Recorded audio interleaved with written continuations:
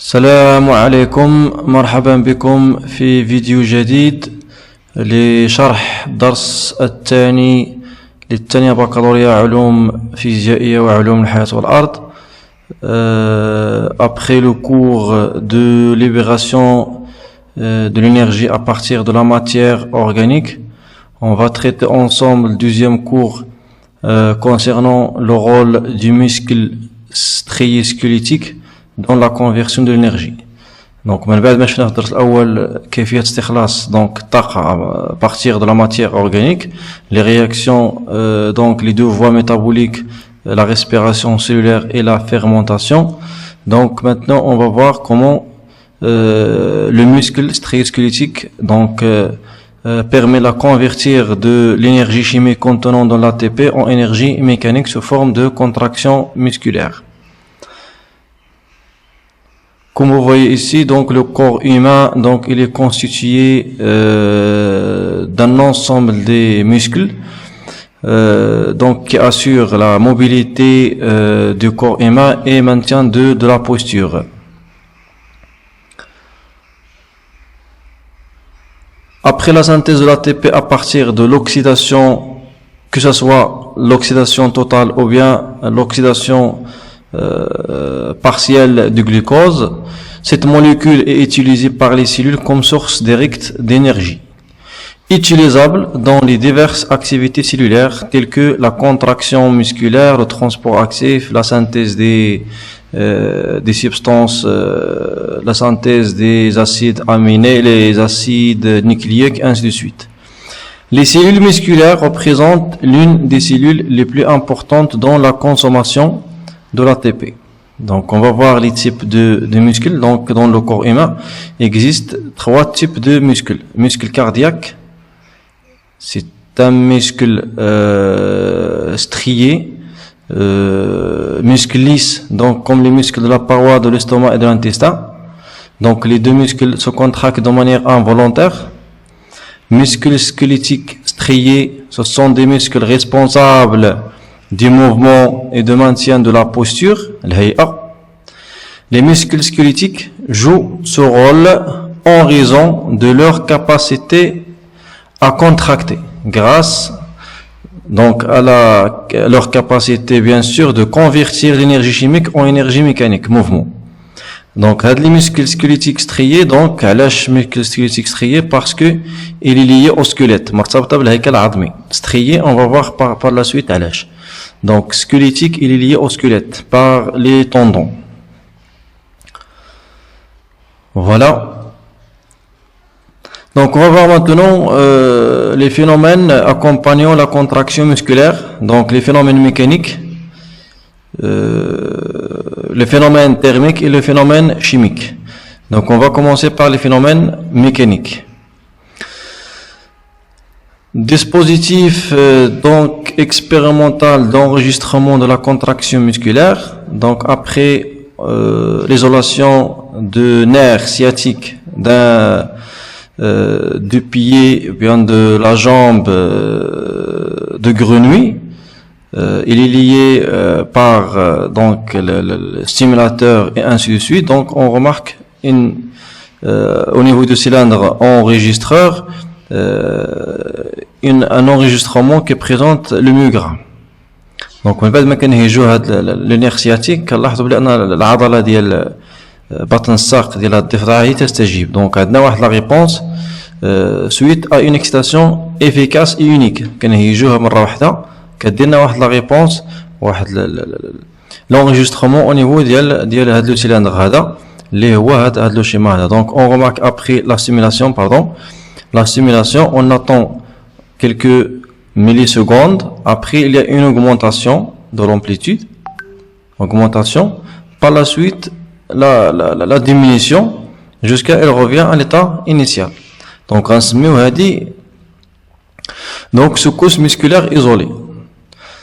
La secousse musculaire isolée, donc c'est la réponse d'un muscle à une excitation électrique unique et efficace. Madame Anna a l'efficacité, donc il y a d'autres excitations non efficaces. L'enregistrement obtenu est appelé secousse musculaire ou myogramme composé des phases suivantes. Donc, c'est un myogramme. Donc, c'est la réponse d'un secousse musculaire isolée. Isolé. Donc, c'est la réponse d'un muscle à une excitation unique et efficace. Maintenant, on va voir les phases de la secousse musculaire isolée. Donc, première phase, c'est la phase de latence. Deuxième phase, c'est la phase de contraction. Troisième phase, c'est la phase de relâchement. Et A présente, c'est constitué, c'est l'amplitude. Donc, secousse musculaire isolée, donc il est constitué de trois phases. Phase de latence, phase de contraction et phase de relâchement. Phase de latence, elle présente quoi? Correspond à la durée entre le moment de l'excitation et le moment du début de la réponse. C'est-à-dire le début de la réponse. Donc, on a le temps qui diffère entre l'excitation et la contraction. C'est la phase de latence. En relation avec le système nerveux, on a le potentiel d'action, l'excitation de la cellule. Par la suite, donc la phase au cours de laquelle la longueur du muscle décroît. Raccourcissement des muscles. Donc la longueur diminue, l'épaisseur augmente. Donc c'est la phase de la contraction. Par la suite, la phase de relâchement, c'est la phase au cours de laquelle le muscle reprend ses dimensions initiales. Donc sa durée est légèrement supérieure à celle de contraction. Donc le relâchement qui confie la diminution de l'amplitude. Maintenant, on passe à l'effet de l'intensité de stimulation sur la réponse musculaire. Donc après, on va décrire et expliquer les résultats obtenus. Donc on remarque que les excitations 1 et 2, ce sont des excitations non efficaces. La réponse musculaire. Donc à partir de E3, seuil, le ryobase. Donc c'est le début de la réponse du muscle à une excitation efficace. Donc on remarque que l'amplitude augmente. Donc ici, de E3 jusqu'à E12, donc on remarque que l'intensité des excitations donc augmente, devient de plus en plus important. Donc on remarque ici que l'amplitude augmente jusqu'à une valeur maximale où l'amplitude reste constante. L'amplitude des excitations reste constante. Voilà.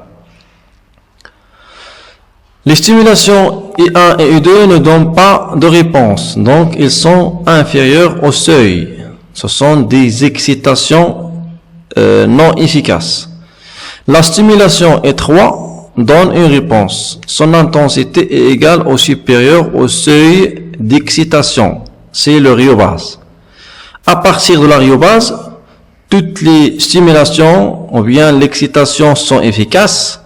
Et lorsqu'on augmente l'intensité des excitations électriques progressivement, on constate que l'amplitude de la réponse s'accroît, c'est-à-dire qu'il augmente, jusqu'à qu'elle atteint une valeur maximale, qui ne peut être dépassée, même si l'intensité de la stimulation continue. Donc malgré l'augmentation de l'intensité, donc l'amplitude des excitations reste constante. Donc on a un gouloub toutes les fibres musculaires sont excitées. L'explication. Quand on excite le muscle avec des intensités croissantes, on stimule un nombre croissant des fibres musculaires, ce qui augmente l'amplitude. C'est le phénomène de recrutement. Donc, les can exciter le muscle par des excitations croissantes, donc I3 il est inférieur à I4 et ainsi de suite. Donc on remarque l'augmentation de l'amplitude. C'est la loi de recrutement, ou bien le phénomène de recrutement.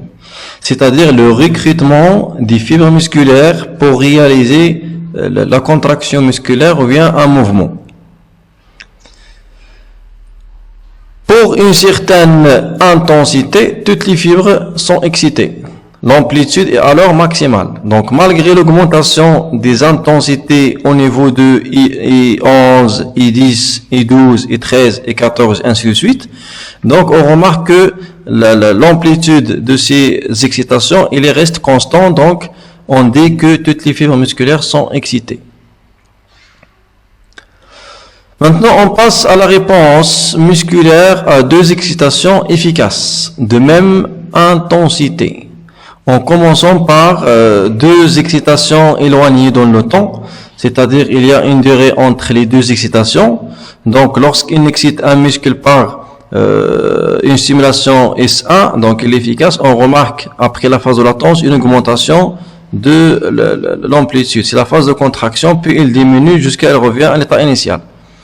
Par la suite, donc on excite un muscle par la deuxième stimulation, donc on remarque même chose. Donc si on compare les deux amplitudes, on remarque qu'ils sont les mêmes. Donc et A1 il est égal à A2. Mais lorsque on rapproche un petit peu la stimulation numéro 2 au niveau de la phase de relâchement de la première excitation, donc on remarque que A2 il est supérieur à A1. Donc ملي كنديروا l'excitation الثانيه في la phase de relâchement ديال la première stimulation, donc on remarque que il y a une fusion bien une fusion incomplète ou bien partielle. Les deux secousses musculaires ما كيكونش واحد la fusion totale بيناتهم, car la deuxième excitation stimulation se déroule au niveau de la phase de relâchement de la première stimulation. Si on continue de rapprocher la stimulation, bien stimulation 2 par rapport à stimulation 1, maintenant stimulation 2, il est situé dans la phase de contraction de la stimulation, de la première stimulation. Donc on remarque la présence d'un seul secousse musculaire. Donc, mais l'amplitude A3 il est supérieur à A2. Donc A3 il est supérieur à A1 et A2. Donc la différence entre fusion complète et la fusion incomplète et la fusion complète, donc c'est que dans la fusion complète, donc la stimulation 2 et se déroule au niveau, ou bien se fait au niveau de la phase de contraction de la stimulation précédente, ou bien la première stimulation. Mais la fusion incomplète, donc la deuxième stimulation se fait au niveau de la phase de relâchement de la première stimulation. Voilà, donc si la deuxième excitation atteint le muscle après la phase de relâchement, donc on obtient une fusion incomplète. Donc si la deuxième excitation atteint le muscle pendant la phase de relâchement, le relâchement ne se termine pas bien sûr. Le muscle se contracte de nouveau, donc continue de se contracter. L'amplitude de la deuxième secousse est plus élevée. Il se produit une fusion incomplète des deux réponses avec un phénomène de sommation dû à une addition des forces de contraction. Si la deuxième excitation atteint le muscle pendant la phase de contraction, donc on obtient donc une fusion complète. Donc il y a bien sûr une fusion entre les deux stimulations. Maintenant, on passe au tétanos imparfait et le tétanos parfait. On remarque ici, après plusieurs stimulations témoins qui donnent plusieurs secousses musculaires isolées. Donc, si on rapproche les excitations ou bien les stimulations les unes aux autres, donc chaque stimulation, on remarque ici qu'il se fait au cours de la phase de relâchement de la stimulation précédente, ce qui donne des ondulations, donc c'est-à-dire plusieurs fusions partielles des secousses musculaires. Donc c'est ça ce qu'on appelle tétanos imparfait. Donc lorsqu'on excite un muscle à des excitations successives de manière à ce que chaque excitation se fait pendant la phase de relâchement de l'excitation précédente. Donc le myogramme retombe quand on arrête d'excitation et quand le muscle est fatigué. On parle de tétanos imparfait. Le tétanos imparfait, ou bien le tétanos parfait, pardon, donc après plusieurs secousses musculaires témoins, Donc si on rapproche les excitations les unes par rapport aux autres, donc que chaque stimulation se fait au niveau de la phase de contraction de la stimulation précédente, on remarque donc la stabilité des stimulations, des secousses musculaires, donc c'est-à-dire plusieurs fusions totales, ce qui donne le tétanos parfait, où donc l'amplitude diminue rapidement lorsque le muscle est fatigué.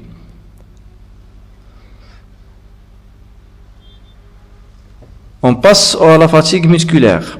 Donc, lorsqu'on excite un muscle par plusieurs excitations successives d'intensité croissante, donc on remarque la diminution de l'amplitude et jusqu'à il disparaisse.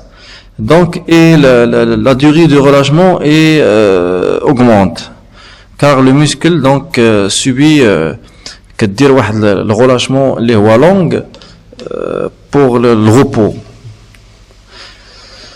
Donc, on remarque ici que l'amplitude de première secousse musculaire est supérieure à celle de la dernière secousse musculaire et que le relâchement de premier secousse musculaire est inférieur au relâchement de dernière stimulation. هنا فين كدير المسكل كتحاول ترتاح mais il a toujours subi des stimulations اللي هما d'intensité croissante, donc ce qui donne la fatigue musculaire. Donc la fatigue musculaire se caractérise par la diminution de l'amplitude et l'augmentation de la phase de relâchement. Maintenant, on passe au phénomène, donc deuxième type de phénomène accompagnant la contraction musculaire, c'est les phénomènes thermiques. Les phénomènes thermiques. Donc après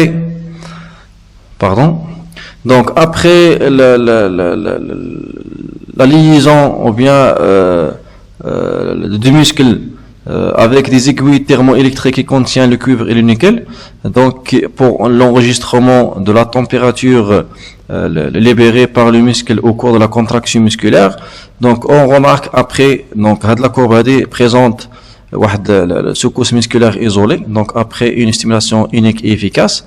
Donc on remarque l'existence de deux types de chaleur. Donc chaleur initiale كاينه في الوقيته ديال السكوس musculaire, et une chaleur retardée donc après une durée après le secousse musculaire. Donc la chaleur initiale elle est constituée d'une chaleur de contraction au cours de la projection à la phase de contraction, et une chaleur de relâchement au niveau de la phase de relâchement. Donc la chaleur initiale fait deux types de chaleur. Après la contraction musculaire, après le secousse musculaire, كسبنا واحد la chaleur retardée. Vous savez, après 1 ou 2 minutes. Donc, la chaleur initiale, elle est constituée de deux chaleurs, chaleur de contraction et chaleur de relâchement. La chaleur de retardée devient après le secousse ou bien la contraction musculaire. Il faut signaler une chose très importante, c'est que le dégagement de la chaleur au cours de la contraction musculaire en deux temps confirme que le muscle est le siège de deux séries de réactions chimiques. هنا madame أنه كاينة واحد la chaleur اللي هي initiale, la chaleur retardée après 1 ou 2 minutes. Donc la chaleur initiale se fait dans un milieu anaérobie, c'est-à-dire des réactions anaérobies. اللي فيهم مثلا ممكن نهضروا على la fermentation lactique وممكن نهضروا على la phosphocréatine par la suite. Et la chaleur retardée se fait dans un milieu aérobie, c'est-à-dire lié à des réactions aérobies caractérisées par la présence de l'oxygène, c'est-à-dire la respiration cellulaire. Donc la chaleur anaérobie, c'est-à-dire elle se déroule dans les réactions l'homa se fait dans un milieu anaérobie. Le cours ديالنا غنهضروا على la fermentation lactique et la phosphocréatine اللي كيديروا au cours de la secousse musculaire. Mais après la durée ديال maximum 2 minutes, il y a libération de la chaleur retardée donc dans un milieu aérobie, c'est-à-dire la respiration cellulaire. Les phénomènes chimiques accompagnant la contraction musculaire. On va voir donc les phénomènes chimiques accompagnant la contraction musculaire. Comme vous voyez ici, donc le tableau, le muscle en repos et les muscles en activité. Donc le volume de sang traversant les muscles. Le sang transporte l'oxygène et le glucose. Donc et CO2 rejeté par le muscle. Les protéines utilisées, les lipides utilisés. Donc 0, 0, 0. Donc on peut dire, ou bien on peut remarquer ici que les protéines et les lipides ne sont pas utilisés au cours de la contraction musculaire. Donc le muscle utilise seulement l'oxygène et le glucose. La matière organique, le glucose. Donc il a le muscle en repos et le muscle en activité. Donc je ne sais pas l'oxygène et le glucose dans le muscle en activité. Donc à 5,207 litres. هنا 8 oui هنا 0,307 هنا 5,207. Donc il y a une augmentation de la consommation de l'oxygène par le muscle en activité. Même chose pour le glucose, il y a une augmentation. Ceci donc là je mets le glucose مع l'oxygène. Donc وفهمنا شويه واستوعبنا شويه داك الكور ديال le premier cours ديال la libération de l'énergie emmagasinée à partir de la matière organique. Donc غنلقاو لو كا ديال l'oxygène مع le glucose, c'est la réaction de la respiration cellulaire. Donc عطينا le rejet ديال CO2, donc l'augmentation de la libération ou bien le rejet ديال CO2. Donc comparer les besoins d'un muscle en activité et au repos, que peut-on déduire? Donc, à partir de l'expérience, donc l'expérience montre que le muscle bénéficie d'une augmentation du débit sanguin, donc l'augmentation des échanges lorsqu'il est en activité, utilise beaucoup plus de glucose et produit le CO2, donc il utilise beaucoup le glucose et l'oxygène et produit le CO2 lorsqu'il est en activité. D'autres manières, le muscle en activité consomme l'oxygène et le glucose de manière très importante, ou la supérieure au muscle en repos. Je dis la comparaison. Il libère, donc CO2 rejeté dans le muscle en activité est supérieur à celle du muscle en repos. Donc ne consomme pas les protéines et lipides, donc il utilise uniquement le glucose. Ces phénomènes chimiques traduisent l'oxydation du glucose par voie donc la respiration cellulaire qui produit l'énergie nécessaire à la contraction musculaire. Voilà, donc muscle en activité, l'augmentation des besoins énergétiques donc nécessite plusieurs besoins énergétiques. L'augmentation du métabolisme du muscle, donc le muscle activer les voies métaboliques pour l'extraction de l'énergie nécessaire à la contraction musculaire. L'augmentation des besoins en glucose du muscle, donc le muscle nécessite plus de glucose. L'utilisation des réserves musculaires de glycogène. Donc, quand on a les réserves en glycogène, le glycogène, c'est un ensemble, c'est un sucre complexe constitué d'un ensemble de glucose. L'utilisation des réserves hépatiques de glycogène. Donc, le foie, c'est le siège de réserve de glucose en glycogène. Donc, l'augmentation de la contraction sanguine de glucose, donc après la glycogénolyse. Le muscle en repos, diminution des besoins énergétiques, diminution du métabolisme des muscles, donc c'est pour cela le muscle est en repos. Diminution des besoins en glucose des muscles, mise en réserve le glucose dans les muscles sous forme de glycogène. On a activé la glycogénogénèse, ou bien la néoglycogénèse au niveau du foie. Donc, la glycogénèse, c'est-à-dire la synthèse de glycogène à partir de glucose. Et la diminution de la concentration sanguine de glucose. Donc, il est, le cas de le repos, ma utilisé le glucose, ou le cas de l'activité, c'est l'inverse. Comme vous voyez ici, donc le corps humain il est constitué des muscles. Le corps d'Yelna c'est les muscles striés, squelettiques. On va voir après Pourquoi cette appellation muscle squelettique, c'est-à-dire lié au squelette par les tendons, donc il y a la posture, le héa, et strié, on va voir par la suite pourquoi. Maintenant, on passe à la structure et ultrastructure du muscle strié squelettique. Squelettique, une autre fois, c'est lié au squelette. Donc, le muscle squelettique est un organe vascularisé et innervé. Vascularisé, c'est-à-dire il contient des vaisseaux sanguins, des artères et les veins, et innervé contient les nerfs. Donc, les nerfs. Donc, les artères transportent l'oxygène et le glucose, donc le sang riche en oxygène et en glucose. Et les veins donc transportent le sang riche en CO2 ou bien riche en acide lactique en cas de la fermentation lactique. Donc maintenant la structure du muscle. Donc le muscle il est constitué d'un ensemble de faisceaux de fibres musculaires. Chaque faisceau donc il est constitué d'un ensemble de fibres musculaires. Chaque fibre musculaire constituée d'un ensemble de myofibrilles. Chaque myofibrille constitué de deux types de filaments. Filament fin, c'est l'actine, et filament épais, c'est la myosine. Donc l'observation de la fibre musculaire liée à la cellule musculaire, donc la fibre musculaire liée à l'équivalent de la cellule musculaire, montre que le sarcoplasme, c'est-à-dire le cytoplasme de la cellule musculaire, cytoplasme de la fibre musculaire renforme donc plusieurs éléments parallèles appelés myofibrilles, c'est-à-dire les myofibrilles, les homas, plusieurs kéatonas de fibres musculaires, présentant une alternance des bandes claires et des bandes sombres. Un organelle spécialisé dans le stockage des ions de Ca2+, appelé la réticulum sarcoplasmique. La réticulum sarcoplasmique, c'est-à-dire existe dans le cytoplasme de la cellule musculaire sarcoplasmique. Et il stocke le CO2. On va voir par la suite le rôle de CO2 dans la contraction musculaire. Il contient des réserves en glycogène, donc pour faciliter la glycogénolyse, pour obtenir le glucose responsable aux différentes activités, donc pour fournir l'énergie à la contraction musculaire. Les glucides constituent une longue chaîne de glucose.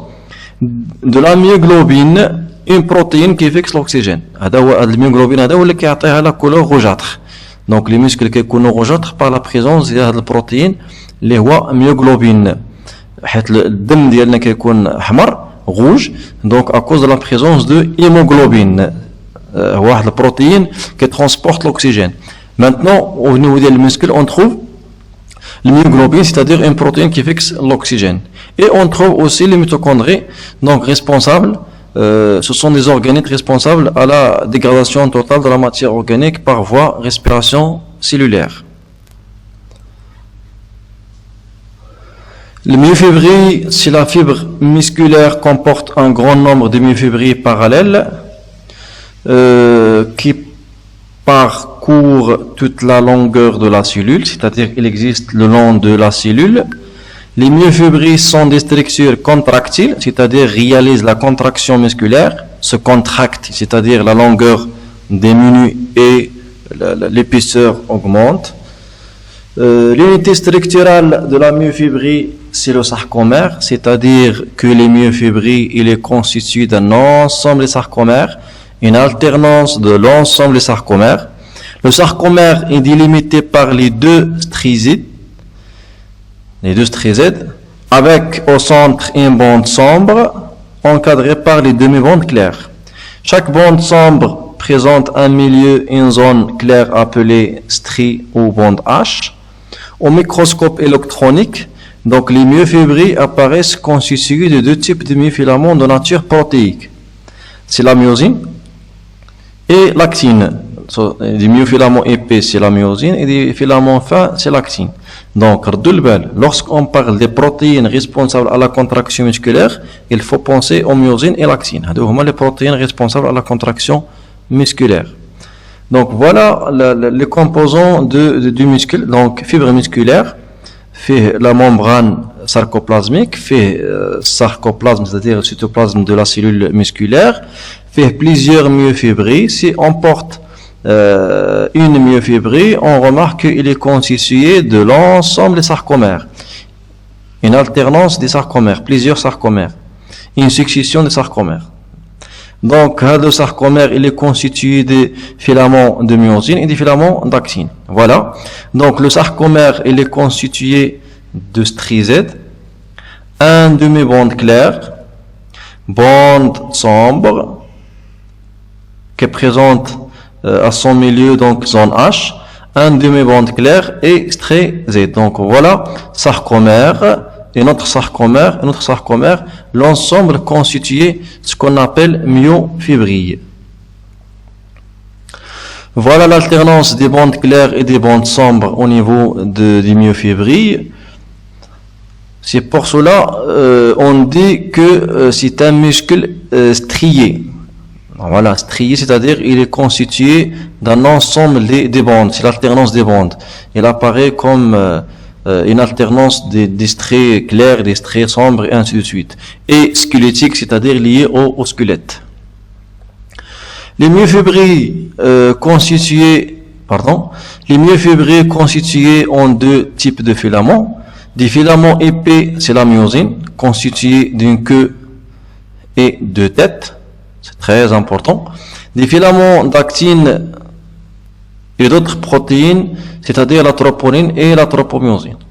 Maintenant, on va parler un petit peu de la structure de l'actine et la myosine.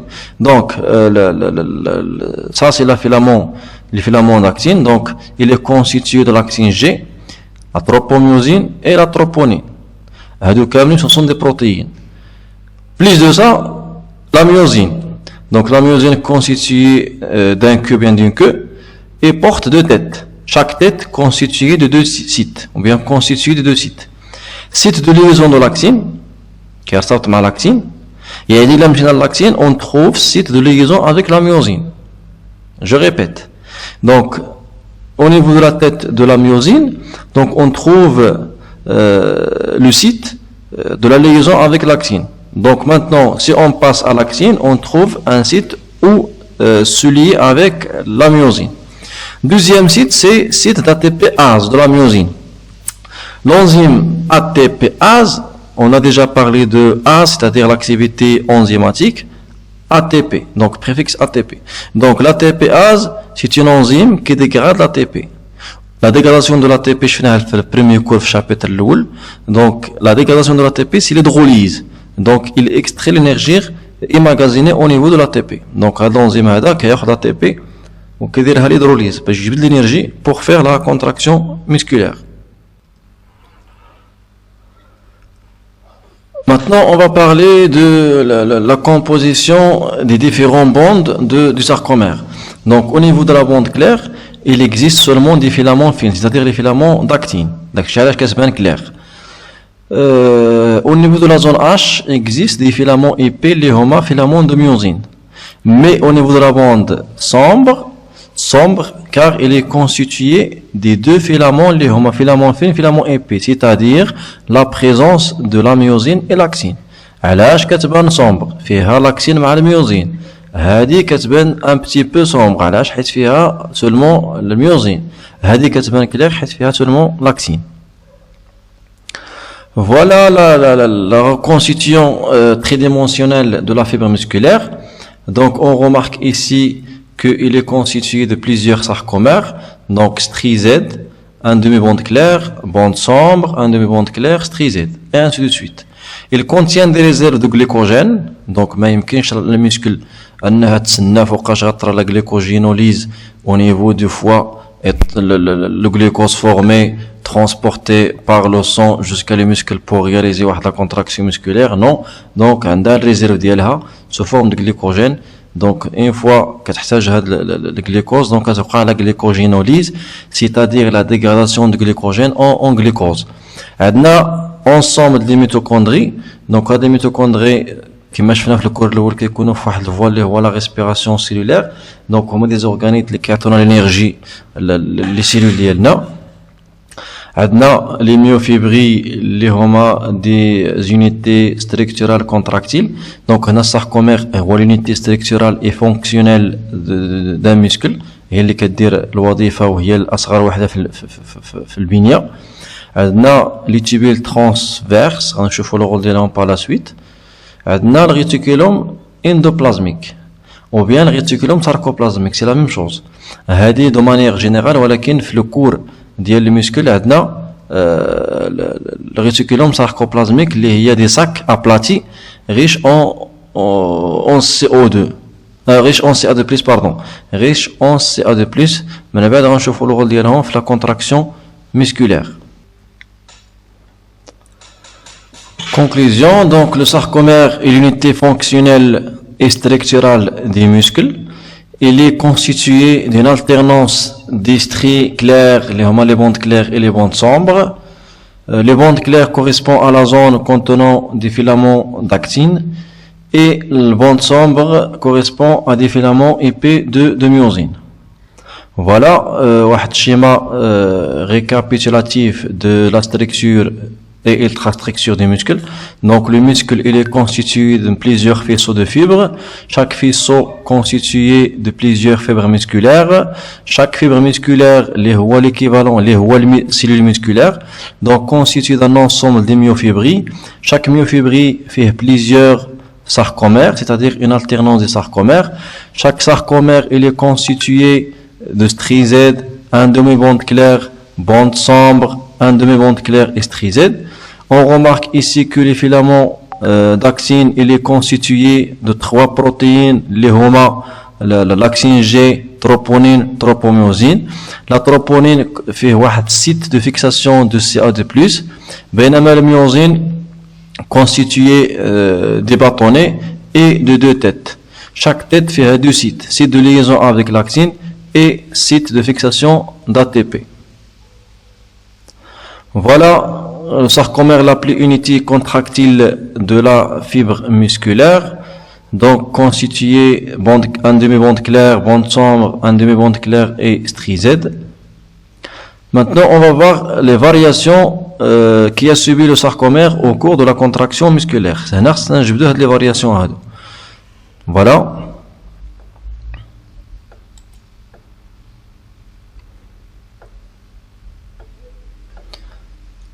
Donc, on remarque ici que il y a une diminution de la longueur de la zone H, une diminution au niveau de la bande claire, et la bande sombre reste constante. Voilà la contraction. Donc, après ça, le relâchement, c'est-à-dire le retour, le relâchement, c'est le retour de sarcomère à l'état initial. Voilà. Relâchement. Donc j'ai essayé de répéter donc le diapositive. Donc la zone H et la bande claire prend des dimensions initiales.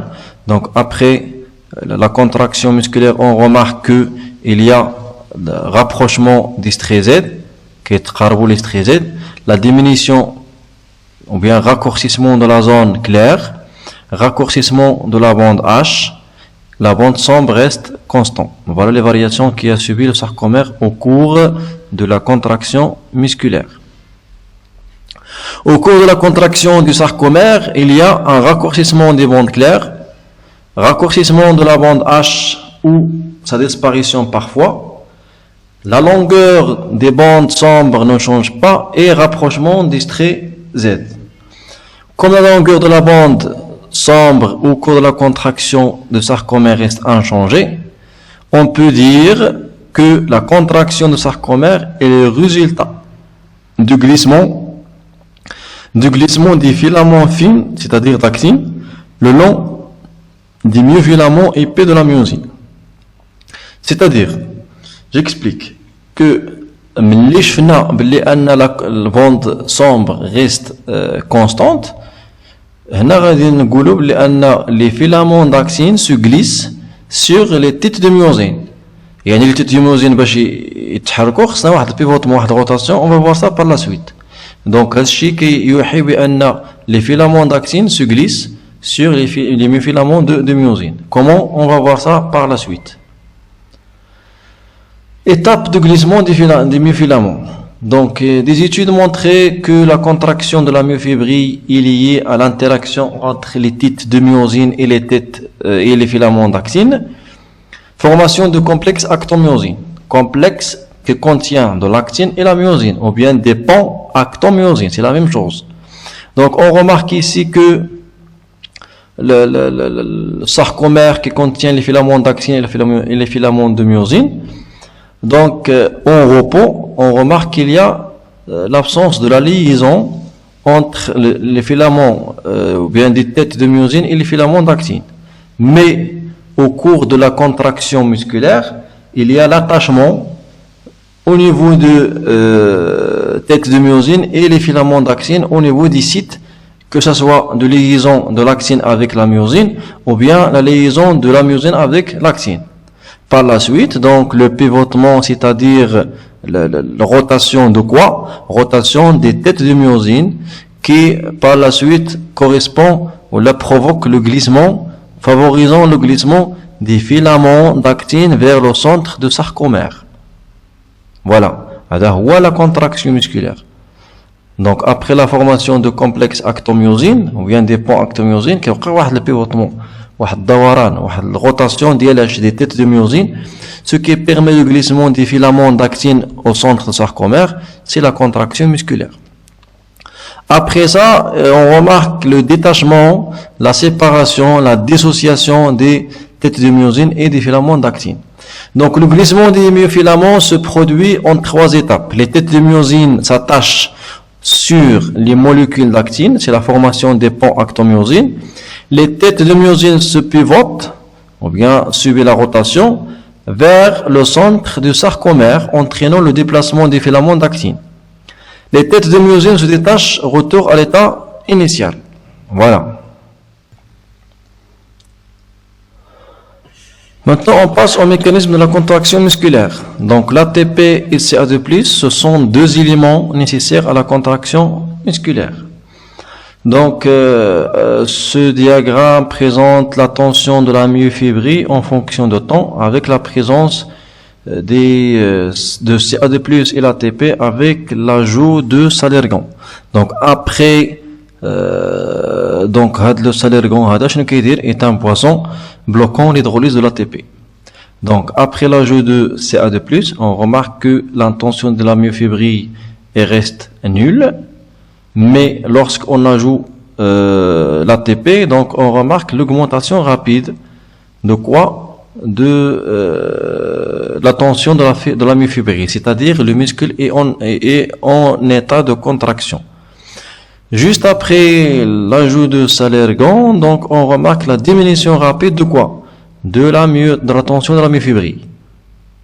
En T4, l'ajout de CA2+ et l'ATP, on remarque que la tension augmente rapidement. Donc, à partir de ce diagramme, ou bien graphique numéro 1, on peut conclure que l'ATP est l'un des éléments nécessaires à la contraction musculaire. Deuxième graphique, donc l'ATP seulement, donc AT1, donc l'absence de la tension de la myofibrile. Le chélateur fixe les ions de calcium et bloque leur action, mais qui relève de l'activité. Donc après l'ajout de l'ATP et CA2+, on remarque l'augmentation rapide de la tension de la myofibrile. Donc après l'ajout de l'inhibiteur, donc on remarque une diminution rapide de la tension de la myofibrile. Donc à partir de ces 2 graphiques, on remarque, là on conclut que CA2+ et l'ATP, ce sont des éléments nécessaires à la contraction musculaire. Et sans la présence de CA2+ et l'ATP, la contraction musculaire ne peut pas aboutir. Donc, en présence de l'ATP et des ions CA2+, on observe une augmentation. Donc, à partir de ça, on déduit que la contraction musculaire nécessite la présence de l'ATP et le CA2+. Donc, des études ont montré que la concentration des ions CA2+ dans la fibre musculaire ne dépasse 0,1 micromole par litre avant la contraction musculaire. 10 micromoles par litre durant la contraction musculaire. Donc, il augmente rapidement. Maintenant, la question qui se pose, quelle est la source ou bien l'origine de CA2+, et quelle est la source de l'ATP? هذا السؤال الأول. السؤال الثاني, quel est le rôle de l'ATP dans la contraction musculaire et quel est le rôle de CA2+ dans la contraction musculaire? Donc voilà deux questions très importantes. إلا قدرنا نجاوبوا على هذه الكيسيون هذو غنفهموا هذا الباسي اللي باقا في الدرس. Donc quelle est l'origine des ions CA2+? L'utilisation des réactifs de CA2+ a montré la présence de grandes quantités des ions CA2+ dans les organismes cytoplasmiques.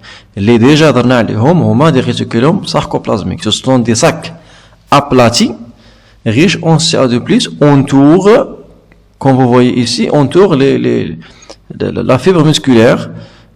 ولا fibre musculaire شنو فيه les myofibrilles les myofibrilles فيهم le sarcomère اللي هي la structure responsable à la contraction musculaire. Donc غنشوفوا دابا حنا شفنا ولا عرفنا l'origine ديال CA2+, غنشوفوا دابا comment le réticulum sarcoplasmique libère CA2+ et le rôle de CA2+ dans la contraction musculaire. Comment le réticulum sarcoplasmique libère CA2+. Donc voilà la membrane sarcoplasmique. Le réticulum sarcoplasmique, ce sont des sacs en dessous de la membrane sarcoplasmique. Donc il est riche en CA2+. Donc après l'arrivée de l'influx nerveux, moteur bien sûr, donc il existe la membrane sarcoplasmique par un potentiel d'action. Donc par la suite, le message nerveux donc passe vers le réticulum sarcoplasmique pour il a subi une excitation, ce qui permet de libérer les ions de CA2+. Donc la source maintenant c'est la réticulum sarcoplasmique. Quel est le facteur responsable à la libération de CA2+? C'est l'arrivée de l'influx nerveux. Donc chez les personnes paralysées, donc sont caractérisés par l'absence de l'influx nerveux. Mais qu'est-ce l'arrivée de l'influx nerveux? Donc pas d'excitation au niveau de la réticulum sarcoplasmique, donc pas de libération de CA2+, donc maratarnage contraction musculaire. On va voir ça en plus de détails. Maintenant, le rôle des ions CA2+ dans la contraction musculaire. Donc, on va voir un ensemble des expériences. Donc, expérience numéro 1, les conditions expérimentales, c'est l'actine plus la myosine, plus la présence ou l'absence de CA2+. Les résultats. Formation des ponts actomyosine, c'est-à-dire il y a la liaison entre l'actine et la myosine. Donc, l'actine, il est constitué, on a parlé tout à l'heure de la structure de l'actine et la myosine. Donc, l'actine, il est constitué de l'actine G, tropomyosine et troponine. On remarque ici que la troponine est constituée ou bien présente le site de fixation de CA2+, et l'actine G contient un site où se forment les ponts axomyosine par la liaison avec l'actine, avec la myosine, les tétromyosines. Donc, la présence de l'actine et la myosine avec CA2+, donc, il y a contraction des myofilaments, c'est-à-dire la liaison de l'actine avec la myosine, entraînant la contraction et le pivotement des tétromyosines. Deuxième expérience, l'actine plus myosine plus troponine, tropomyosine plus l'ATP. Donc, pas de formation des ponts actomyosine, pas de contraction des myofilaments, malgré la présence de l'ATP. Troisième expérience, l'actine, myosine, troponine, tropomyosine, ATP plus CA2+, formation des ponts actomyosine, contraction des myofilaments. Donc là, on déduit que le CA2+ joue un rôle important dans la liaison de l'actine avec la myosine. Et par la présence de l'ATP, il y a le pivotement. Voilà. Donc là, après la présence ou bien la libération de CA2+ à partir de réticulum sarcoplasmique, excité par l'arrivée de l'influx nerveux, donc se fixe sur la troponine, car ce dernier présente le site de fixation de CA2+, ce qui libère des sites de fixation des têtes de myosine avec l'actine. Donc, كيكونوا في الأول cachés, مخبئين, mais par la présence de CA2+, on remarque que ces sites devient actif, devient libre. Ce qui facilite la formation des complexes actomyosine. Donc voilà la description, on vient l'analyse de la description des trois expériences. L'explication: en absence des ions CA2+, c'est-à-dire en repos, la tropomyosine cache les sites de la fixation des têtes de myosine avec l'actine. La fixation des ions CA2+ sur la troponine entraîne un changement de la conformation, c'est-à-dire de la structure de la troponine qui déplace la tropomyosine. Alors les sites de fixation des têtes de myosine sur l'actine sont démasqués. D'autre manière, la fixation de CA2+, mais liquide fixation CA2+ à la troponine attire qui jbed la tropomyosine, et la tropomyosine qui ما كيبقاش مغطي دوك لي سيت de liaison de l'actine avec la myosine, donc les sites deviennent démasqués. يعني c'est pas masqué, l'axe démasqué. Donc le rôle de CA2+ دابا شنو هو؟ c'est le démasquage. Donc les ions CA2+ démasquent les sites de la fixation de l'actine sur la myosine, ce qui facilite la formation d'un complexe appelé complexe actomyosine ou bien des ponts actomyosine. Le rôle de CA2+ هو démasquage des sites de liaison avec d'actine avec la myosine pour faciliter la formation de complexes actomyosine. Donc, je répète, la contraction musculaire nécessite la présence de CA2+ et l'ATP. CA2+ provient de quoi? Il provient, ou bien la source de CA2+, c'est la réticulum sarcoplasmique. Où existe cet réticulum sarcoplasmique? Il existe en dessous de la membrane sarcoplasmique. Ce sont des sacs riches en CA2+, libérés après l'arrivée de l'influx nerveux. Donc après une excitation suite à l'arrivée de l'influx nerveux. Le rôle de CA2+, c'est le démasquage des sites de l'actine avec la myosine. Voilà, on va voir comment se fait la contraction musculaire suite à la présence ou bien le rôle de CA2+. Donc là, la myosine, les têtes de myosine ne se fixent pas sur l'actine. Les sites de fixation de têtes de myosine sur l'actine. Donc voilà, ces sites sont démasqués par la présence de tropomyosine fixée par la troponine. Donc là, ما كاينش CA2+. هنا ما يمكنش يكون عندنا واحد لا contraction musculaire. Voilà, terminaison nerveuse, c'est la plaque motrice, l'arrivée de l'influx nerveux moteur, donc qui excite donc la membrane et par la suite la réticulum sarcoplasmique par potentiel d'action. في الكور ديال البريمي باك. La libération de CA2+ qui devient de se fixer sur la troponine. Donc la troponine change la conformation et attire la tropomyosine pour que les sites de liaison de l'actine avec la myosine sont démasqués. Donc on a le rôle de CA2+, c'est le démasquage des sites de liaison de l'actine sur la myosine. Voilà la formation ici de la complexe actomyosine. Et par la suite, la contraction musculaire par le pivotement des têtes de myosine et glissement des filaments d'actine.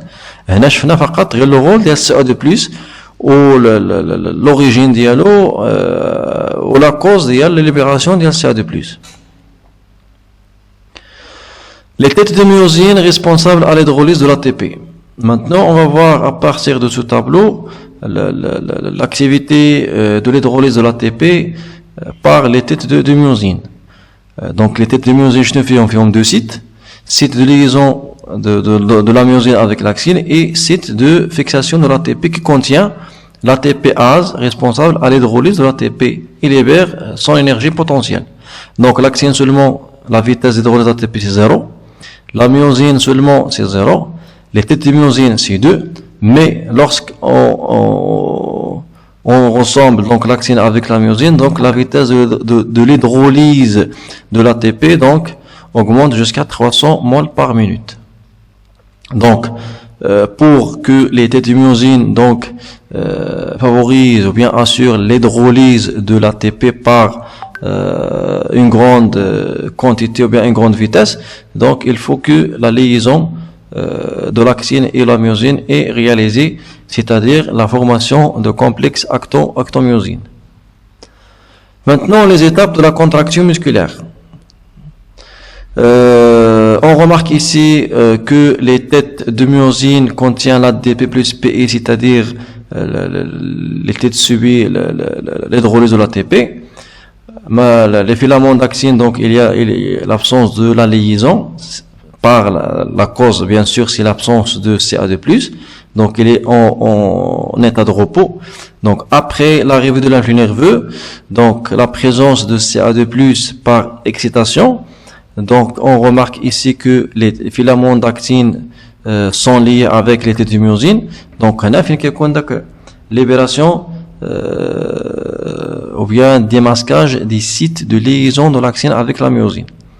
Donc la liaison par la présence de l'ADP plus PE qui sont libérés pour extraire l'énergie responsable à la rotation des têtes de myosine et le glissement des filaments d'actine vers le centre sarcomère.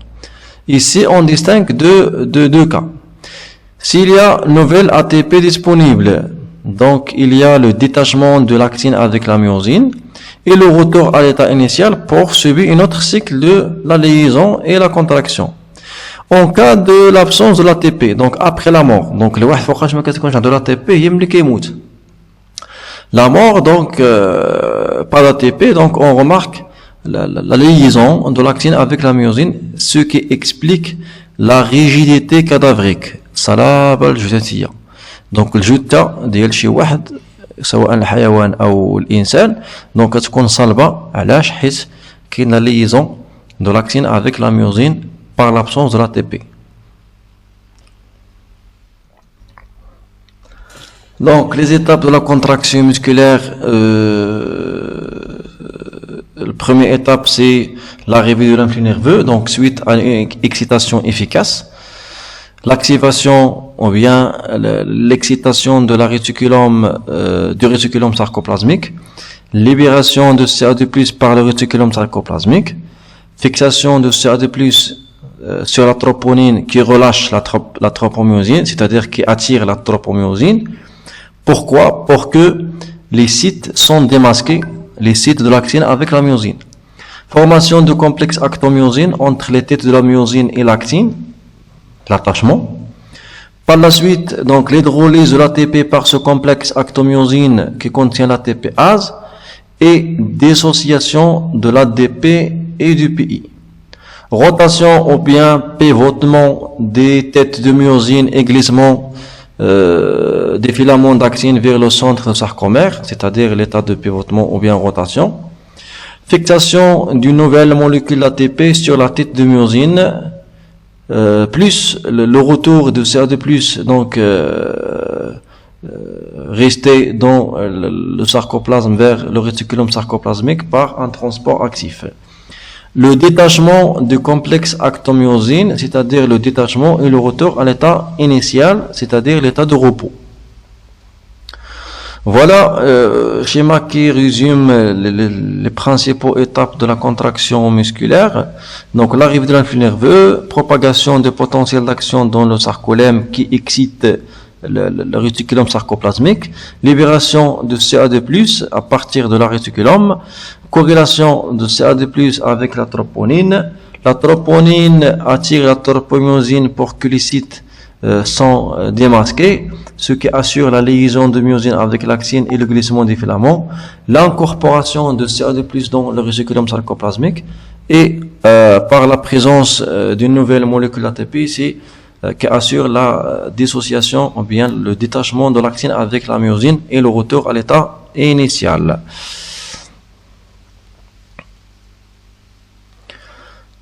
En dessous de sarcolème, c'est la membrane de la cellule musculaire.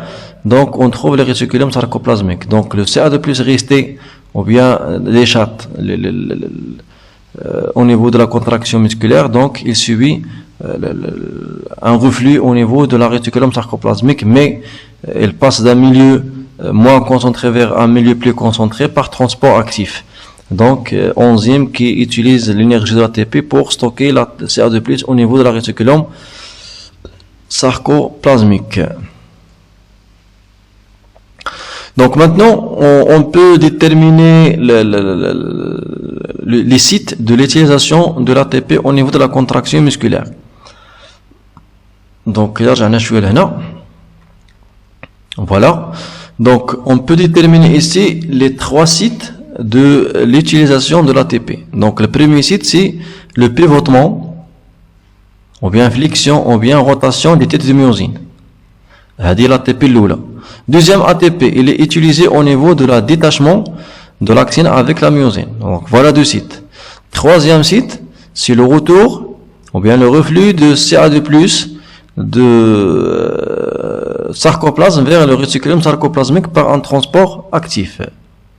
Donc, pivotement des têtes de myosine, le détachement des têtes de myosine et des filaments d'actine, le retour de CA2+ vers le réticulum sarcoplasmique. Donc, voilà le rôle de CA2+.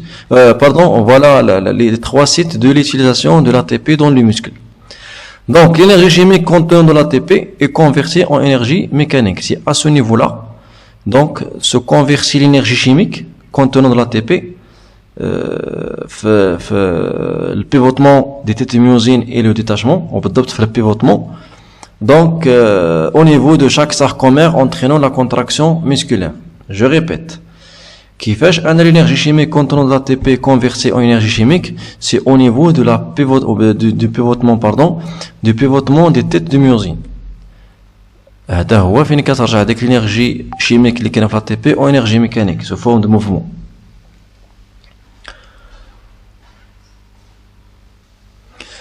La contraction d'ATP, la concentration d'ATP dans le muscle squelettique varie entre 2 millimoles par kilogramme et 6 millimoles par kilogramme. Donc, la quantité, il est insuffisant pour la contraction à longue durée. Donc, il est suffisant pour se contracter seulement pendant quelques secondes. Mais, كنلاحظوا بلي أن ممكن نديروا واحد la contraction دي واحد مدة كبيرة.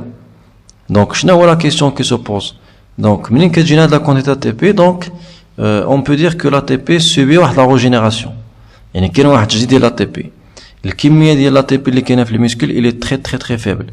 Donc, se fait pour la contraction de quelques secondes où le muscle خصها تحبس. Mais كنلاحظوا أن الواحد مثلا les athlètes كيجري واحد المسافة طويلة, donc il y a une régénération de l'ATP. Donc, quels sont les mécanismes de régénération de l'ATP dans la cellule musculaire? Donc, le mécanisme de la contraction ou bien de la régénération de l'ATP, donc, هنا غادي نلاحظوا واحد l'expérience اللي فيها le glycogène, l'acide lactique, l'ATP et la phosphocréatine. Donc, avant la contraction musculaire, les concentrations les éléments, et après la contraction musculaire, l'expérience A, B, C. Donc, en cas de muscle A, donc n'ayant subi aucun traitement, muscle B traité par une substance bloquant la glycolyse. Donc la glycolyse il y a une étape de la dégradation du glucose en acide pyruvique. Muscle C, muscle traité de façon bloquée l'utilisation de la glycolyse et la phosphocréatine. La phosphocréatine est un composé phosphore riche en énergie. On va voir par la suite. En analysant les données de ce tableau, dégagez les voies métaboliques de la régénération de l'ATP utilisée par le muscle en activité. Donc l'expérience A, c'est une expérience normale, aucun traitement. Donc après la contraction musculaire, on remarque quoi? La diminution de la glycogène, voilà, de 1,08 jusqu'à 0,8. L'augmentation de l'acide lactique un petit peu, donc de 1 jusqu'à 1,30.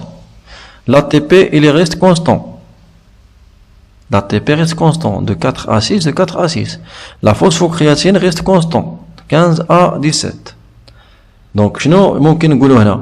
نقولوا بلي أن le muscle, في l'expérience A, utilise le glycogène comme source énergétique.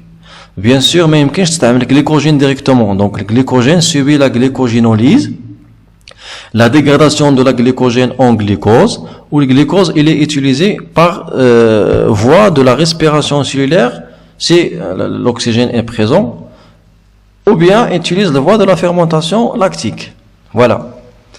بالنسبة l'expérience B. Donc après l'ajout d'une substance de bloquant la glycolyse, donc on remarque que le glycogène il reste constant 1,08, 1,08. L'acide lactique il est 1,1. L'ATP il reste constant, mais on remarque la diminution importante de la phosphocréatine. Donc de 15 à 17 jusqu'à 3 à 4. Donc le muscle B, le muscle de l'expérience B utilise comme source énergétique la phosphocréatine. Voilà. Le muscle au niveau de l'expérience C. Donc, lorsqu'on ajoute donc la substance qui bloque la glycolyse et la phosphocréatine. Donc, on remarque que le glycogène il reste constant, l'acide lactique reste constant, l'ATP devient 0. Donc, la diminution ou bien l'ATP devient nul. Donc, la phosphocréatine reste constante. Donc, à partir de l'expérience C, on peut déduire que les sources énergétiques de la régénération de l'ATP, c'est la phosphocréatine et le glucose par les deux voies, la respiration cellulaire et la fermentation. Lors d'un effort, une cellule musculaire consomme très nombreuses molécules d'ATP. Donc, il subit la régénération grâce à 3 voies métaboliques.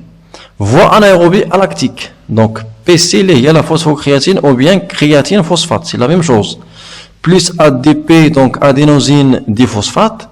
Donc, il va donner par enzyme créatine kinase, donc, donc le créatine plus ATP, plus la libération de la chaleur de relâchement. ADP, adénosine diphosphate plus adénosine diphosphate, il donne par myokinase, donc AMP plus ATP, chaleur de relâchement. Ça, c'est la voie anaérobie à lactique. Maintenant, on passe aux voies anaérobie lactique, c'est-à-dire la libération de l'acide lactique. Ici, on remarque l'absence de l'acide lactique. Donc, le glucose, par la fermentation lactique, donc on a 2 acides lactiques plus juge ATP. Donc, se régénère par cette voie anaérobie lactique. Voie aérobie, voie métabolique lente. Donc, glucose plus 6 molécules de l'oxygène, il va donner ces molécules de CO2 plus 6 H2O plus 38 ATP, avec libération de la chaleur retardée. Donc, voilà les 3 voies de la régénération de l'ATP au niveau de la cellule musculaire. Donc, voie rapide anaérobie, donc anaérobie lactique, donc phosphocréatine plus ADP, donc il donne créatine plus ATP par créatine kinase. 2 ADP donne ATP plus AMP, donc par la présence ou bien sous l'effet de l'enzyme appelée myokinase. Donc voie de moyenne vitesse, c'est-à-dire anaérobie lactique, donc glucose plus de ADP plus de P et caténage acide lactique plus ATP. Et enfin voie lente de la respiration cellulaire, donc le glucose dans 6 molécules de CO2 plus 38 ATP ou bien 36 ATP selon lesquels celui cardiaque ou la hépatique, donc 36, les autres cellules c'est 38. Donc voilà schéma qui résume les différents voies de la régénération de l'ATP. Donc l'utilisation de l'ATP par les myofibrilles que contiennent les sarcomères, férum, laxine, myosine. Donc l'ATP formé par des voies anaérobées à lactique, donc ADP soit par phosphocréatine, soit par de ADP, Donc l'ATP synthétisé, il est utilisé au niveau de la contraction musculaire. Enfin, au niveau de la contraction musculaire, la rotation des têtes de myosine et le détachement de l'axine avec la myosine. Le glycogène, il est utilisé ou bien se transformer en glucose par la glycogénolyse. Donc, le glucose formé ou bien arrivé par la digestion. Donc, il subit la glycolyse pour former l'acide lactique. Voilà le premier cours. Donc, l'acide lactique par la présence de l'oxygène. Donc, c'est la respiration cellulaire qui donne après la dégradation totale de l'acide pyruvique au niveau de la mitochondrie, une grande ATP, une grande quantité d'ATP qui est utilisée dans la contraction musculaire. Si, en cas de l'absence de l'oxygène, donc l'acide pyruvique subit la fermentation pour former l'acide lactique. L'ATP formé, c'est l'ATP de la glycolyse qui va utiliser à son tour dans la contraction musculaire. Donc, l'ATP formé par les quatre voies, il est utilisé soit dans le pivotement de la contraction de tétymyosine et l'axine pour donner la contraction musculaire, soit dans le détachement de l'axine avec la myosine, soit le retour de CA2+, par transport actif vers le réticulum sarcoplasmique. Maintenant, on va voir la durée et l'énergie libérée par les trois voies, les hormones, phosphocréatine, fermentation et la respiration, durant l'effort musculaire. Donc, on a le temps par 10 millisecondes, on a l'énergie totale. Donc, on remarque ici que la phosphocréatine, donc, elle donne l'énergie il y a presque 100%, mais une longue ou bien une courte durée. C'est une courte durée. Donc, il a 30. Donc, le pic, il est 10 secondes. Donc, l'effort physique, il est fait 10 secondes, 12 jusqu'à 15 secondes, et il y a maintenant 100 mètres. La vitesse ou bien le 100 mètres. Par la suite, donc, la fermentation, il donne un pourcentage de 80, presque. Donc, la durée, il y a moyen, presque 1 minute. Et enfin, la respiration cellulaire, c'est une voie lente qui est mais il dure une longue durée. Donc, on s'amène les distances, les hormones de longue durée. Donc, on a quelques secondes, donc, haltérophilie, donc, il est utilisé l'ATP par phosphocréatine, ou bien les athlètes qui gèrent au 100 mètres. 200 mètres nage libre. Donc, il utilise la voie anaérobie lactique et la fermentation lactique. Là, on a utilisé les voies anaérobie lactique, les voies phosphocréatine. Dans la durée de l'effort musculaire, il est moyen. Donc, voie anaérobie lactique, c'est la fermentation lactique. Et enfin, donc, le marathon, ou bien les distances de grande,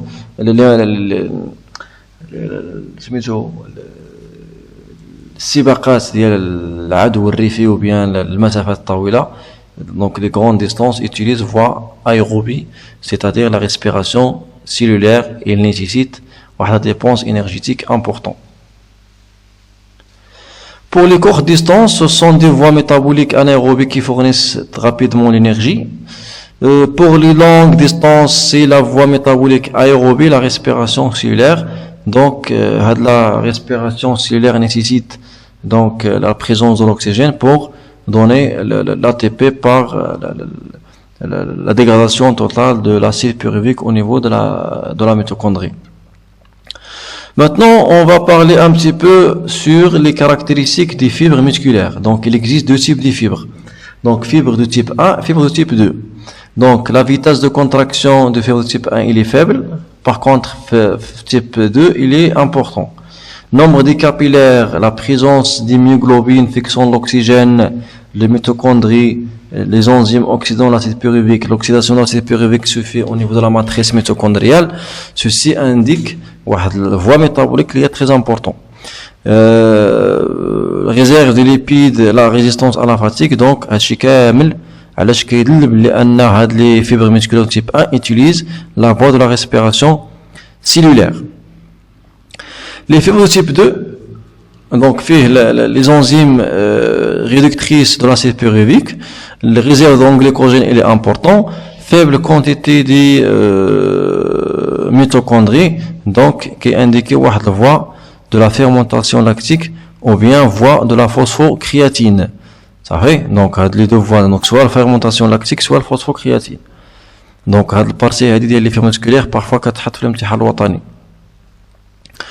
Conclusion, le muscle squelettique est le meilleur exemple qui convertit l'énergie chimique en énergie mécanique. Cette conversion est effectuée au niveau des têtes de myosine. Elle est caractérisée par leur capacité donc d'hydrolyse d'ATP et le pivotement. Et à utiliser l'énergie produite pour créer un mouvement au niveau des sarcomères, présentant le plus petit mouvement responsable à la contraction musculaire. Donc, asrar mouvement se fait au niveau de sarcomère. La contraction musculaire entraîne une hydrolyse d'ATP